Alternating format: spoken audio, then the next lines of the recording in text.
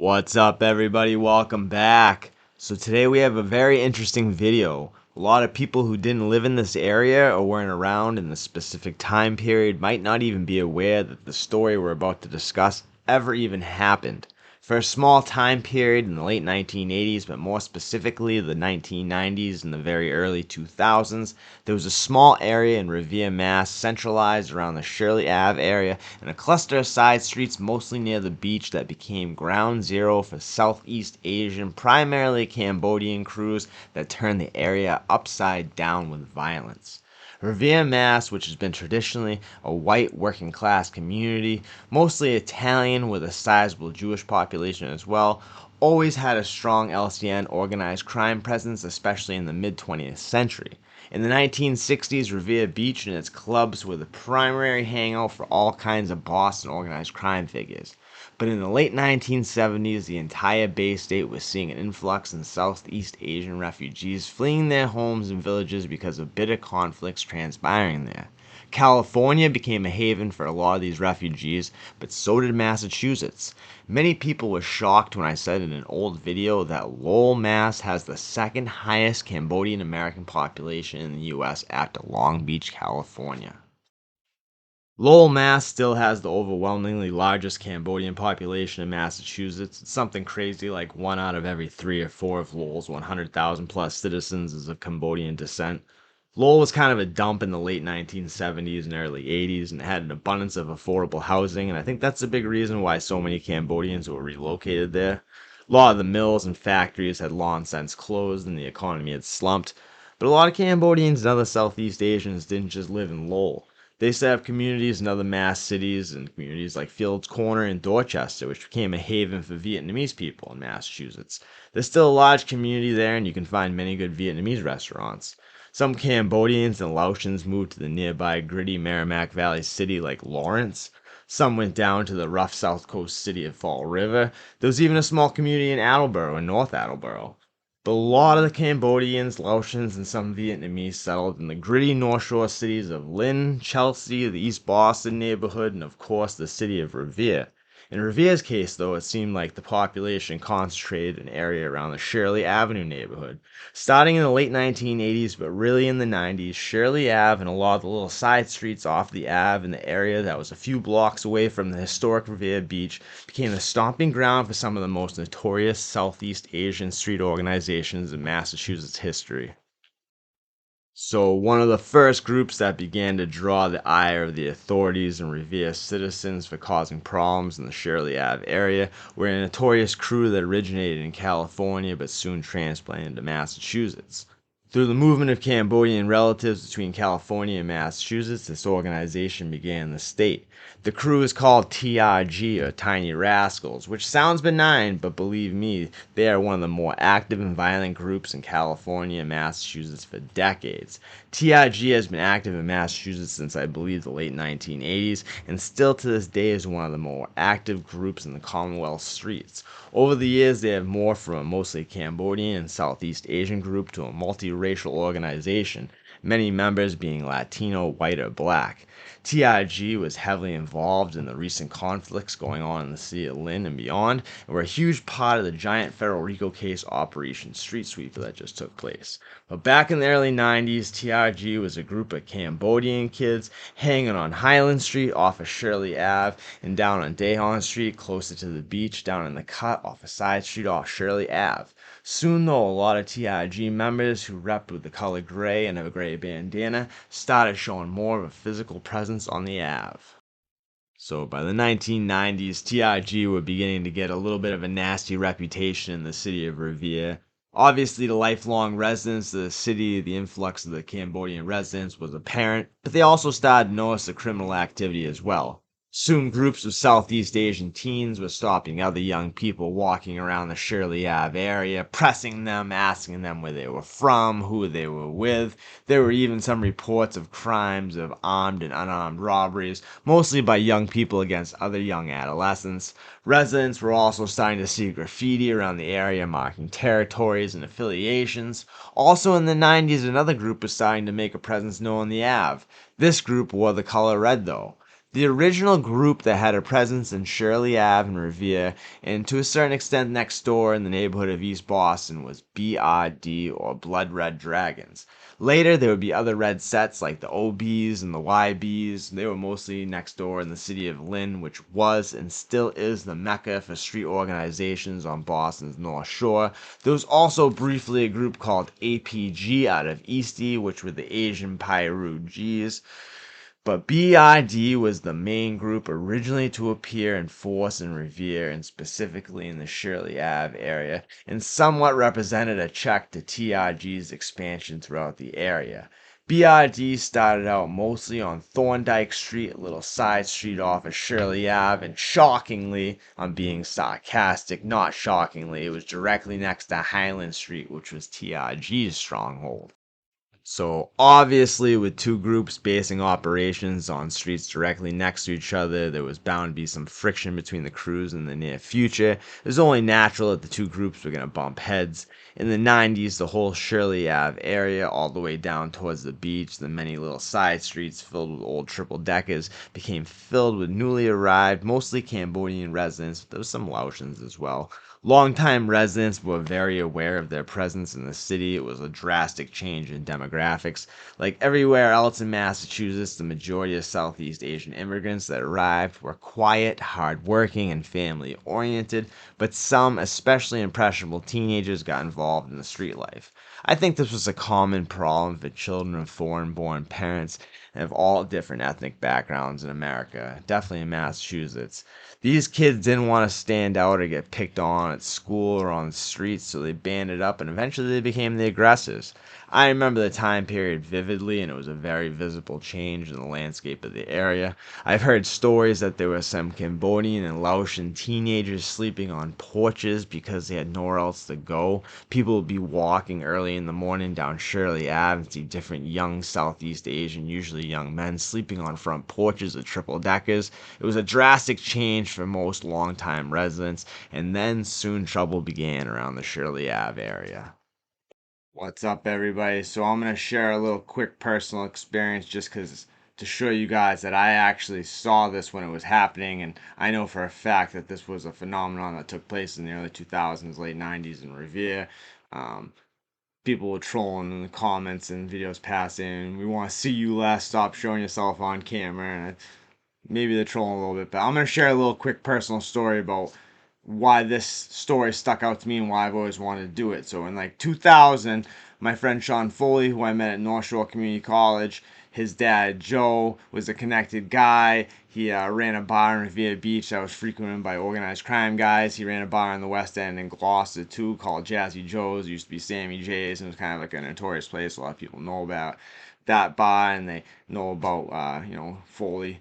Joe Foley, I can say his name. He's passed away, but my friend Sean, his dad, so he had a lot of shady contacts and friends and a lot of these old triple deckers down on the side streets going down towards the beach in Revere off of Shirley Ave, like Thorndike and Highland Street, and a lot of these little side streets that had a bunch of triple deckers. So he got the contracts to do the sheetrocking on them, and me and my buddy Sean were lumping up the sheetrock up to the third floor as the triple deckers while the guys were doing the drywall, and we were basically just lumping. And then they give me like $20 and they send me to the store and they go, you go on a Gatorade and water run. And I took the order and this and that, so I go by myself and I go to the convenience store. I get to the convenience store, and no joke, I'm not lying, there's like 40 to 50 Cambodian teenage kids, boys and girls, all hanging out in front of the convenience store, and they're like grilling me.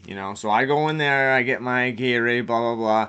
I dated like a Laotian girl at that time period, like really like close to that time period, and so I found those girls attractive. So I guess I looked at one of the girls, maybe I looked a little too long, and some of the male guys that weren't happy about it, they were like kind of pressing me, not making me feel comfortable, kind of blocking my exit from the store, and I was like, excuse me, and they let me pass, and then I heard them chirping and stuff in the background. They kind of followed me a little bit, and I just kept it moving. I didn't run or anything. I just walked, in in like a pretty, briskly fashion back to the place. I said, "Hey guys, thanks a lot. Like I'm not going on a Gatorade run again." And they were all kind of laughing like they were playing a joke on me. But it was really like that. This was 2000 or 2000. I think it was 2001 when I was in North Shore Community College, and me and Sean were doing this, and we were doing like they were doing the drywall jobs, and we were just lumping the sheetrock up and down the stairs for them to do the drywall. But literally, like it was like that on Shirley Ave, like the convenience stores and stuff 40, 50 deep of like adolescent, teenage Cambodians. Not all of them, into the street stuff, but the vast majority were. And it was like, if you weren't from there, they were like checking you, like, yo, who are you? What are you doing? Like, what do you think you do when coming into the convenience store? Like, I didn't feel comfortable. I'm not going to lie. Like, I'm not like a, little wussy, but yeah, like I felt pressured. You know what I mean? Like when I came out of the store, I was like, damn, bro. Like if they don't want to let me out of here, like I ain't walking through 40 people.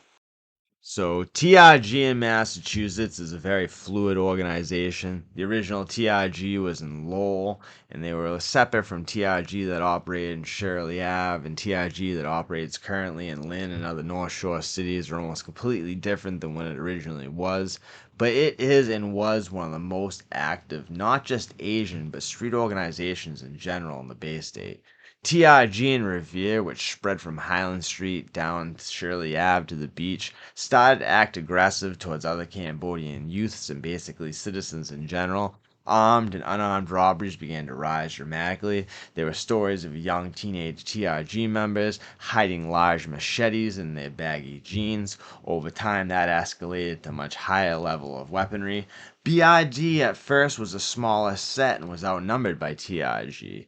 Now, this is where I wish the guy that I was working with didn't just ghost me because he claims that the original BRD members on Shirley Ave came from Chicago. I assume just like Lowell with TRG and ABZ, the Asian boys, along with many other crews, were trained. Then in 2000, a terrible incident happened that would forever turn the popular feeling of the city of Revere against TRG. The neighborhood was already starting to get a bad reputation for large concentration of young Southeast Asian youths clearly involved in street stuff congregating up and down Shirley Ave. Almost all foot traffic was harassed, people shooken down or robbed. TRG and BRD had already begun clashing at this point, and on one particular fall night in 2000, Charles McMurray, a young man with cerebral palsy, was walking with two friends on Shirley Ave after a Revere High football game when a group of TRG men accosted the three young men. They demanded to know where they were from and who they were with, and then they said, "Run your pockets." McMurray and his two friends took off running, but because of his disability, he couldn't run away, and the four TRG members grabbed him, threw him to the ground, and mercilessly ended his life. A horrific crime for no reason. Bored kids already involved in an incredibly dangerous lifestyle, looking for trouble and excitement, and it led to an innocent, disabled young man brutally losing his life. The TRG members claimed that they were angry because BRD was hiding on Thorndike Street and wouldn't come out on the Ave where they could get at them. But after this, TRG didn't have a problem finding BRD. They made themselves readily available. Now, this obviously turned public opinion in Revere against TRG and just Southeast Asian crews in general, but on the street, BRD was very well respected. They were thought to be polite to average citizens, protectors of young and vulnerable Asian adolescents. They kind of evolved into the protectors of the Ave. During this time period in the early 2000s, there was a lot going on in the rough cities north of Boston and the Southeast Asian and Central American communities and the street organizations tied to them. Like I said, OB and YB had a presence on Shirley Ave and were allies with BRD, but they were mostly sets out of Lynn who were involved in a violent conflict with ABZ and other blue sets, and were part of a wider conflict with the Deuce Boys, who ended up getting down with the red side, and their bitter dispute with AKC, a dominant faction back in the day in Lynn. Then over in Chelsea and East Boston, BRD and the APG, or Asian Pyrus, were bumping heads with notorious Central American organizations I'm not even going to mention because of YouTube's crazy ad guidelines. But during this time period, the whole area was all part of an underworld axis and connected. This was also the beginning of the area of large RICO cases like Operation Melting Pot being executed by the feds, and more than a few people lost their lives to the violence in this time period. Lynn, Revere, Salem, Peabody, Saugus, Chelsea, Everett, and Eastie, they're all in the same sphere of underworld politics for the most part. This whole time period and the formation of nationally recognized crews that had connections with their West Coast counterparts that tied them legitimately into national politics was an interesting time. This is when the FBI's North Shore G Task Force was first formed, and it has turned into one of the most efficient law enforcement entities on the East Coast, if not the United States. They are constantly churning out huge case after huge case with massive seizures, long stiff sentences going along with their high conviction rates. In the past few years, they have basically turned the North Shore's underworld upside down because of Vincent Caruso flooding the streets with counterfeit goods and TRG and LCG basically being in an open conflict with the Trinitarios, turning Lynn into a war zone. The task force has turned up the heat on the North Shore and made the underworld into a very treacherous place. They were pumping out RICO case after RICO case, and that all started from the initial Caruso investigation.